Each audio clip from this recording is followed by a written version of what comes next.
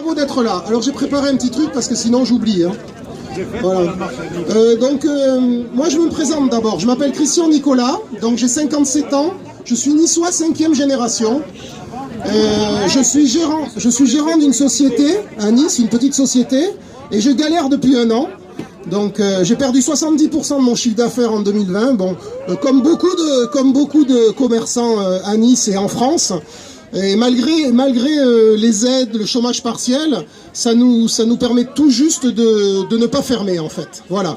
Mais je vais passer très vite là-dessus parce que je ne suis pas le seul dans ce cas-là. Donc je vais venir à notre gouvernement ainsi que certains maires, comme notamment notre cher monsieur Estrosi, qui prennent des décisions complètement ubuesques. À l'encontre donc de toute logique, manipulant les chiffres pour terroriser et asservir la population, en se servant des médias à leur disposition. Alors je vais juste citer 2-3 petits chiffres sur le taux d'incidence du virus. Alors il est calculé, je ne sais pas si vous le savez, sur le nombre de cas positifs au Covid pour 100 000 habitants sur une semaine, au lieu de le rapporter sur 100 000 personnes testées. Il est évident qu'avec ce mode de calcul, le taux augmente, dans la mesure où l'on pratique plus de tests. Alors, 2 petits chiffres. Entre le 1er mars 2020 jusqu'au 18 octobre 2020, 17 700 000 tests ont été pratiqués en 33 semaines, soit 37 000 par semaine. Et du 18 octobre au 10 janvier, 22 millions de tests, soit 1 800 000 par semaine sur 12 semaines. Ce qui fait 3 fois et demi plus de tests pratiqués. Il est donc parfaitement logique que le taux d'incidence augmente. Voilà comment nos dirigeants nous privent de nos libertés. Ces calculs n'ont rien à voir avec le taux de positivité qui, lui, est constant. Voilà. Le deuxième point sur lequel je voulais revenir. Monsieur Estrosi, je vous le rappelle quand même que Monsieur Estrosi a été élu aux dernières municipales avec seulement 12% de voix. C'est-à-dire 38 000 voix sur 280 000 inscrits sur Nice.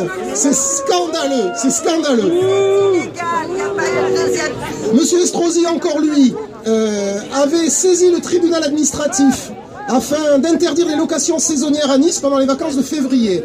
Le tribunal l'ayant débouté de ses demandes, il s'est retourné vers ses amis, messieurs Macron et Véran, afin qu'ils fassent pression sur le préfet des Alpes-Maritimes pour instituer un confinement le week-end. Et il a pris la décision d'interdire l'accès à la chaussée sud de la Prom.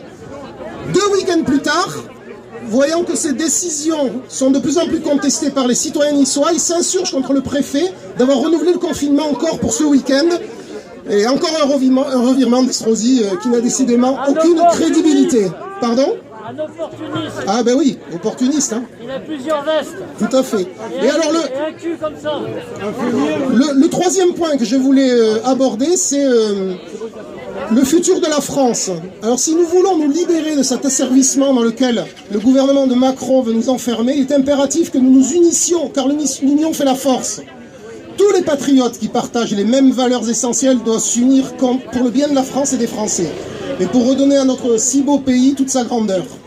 Voilà. Donc je pense que c'est le moment de se regrouper, tous autant que nous sommes, de tous les partis politiques pour lutter contre cette dictature imposée par ce gouvernement.